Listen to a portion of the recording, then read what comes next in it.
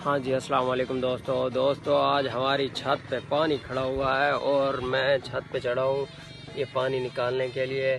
झाड़ू के साथ मैंने ये पानी आगे निकाल दिया है और अब हम इस पे मिट्टी डालेंगे और लिपाई करने की तैयारी में है।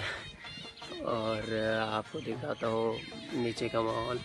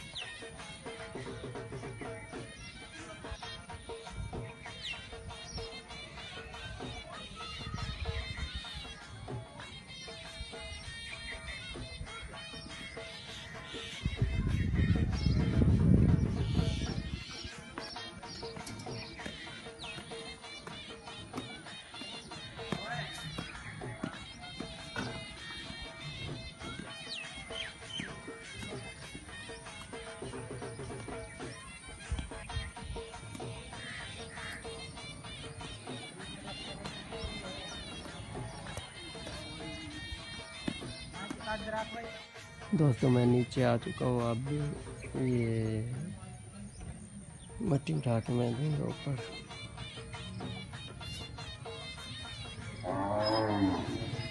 बहुत ही असर हुआ पड़ा है दुकान का।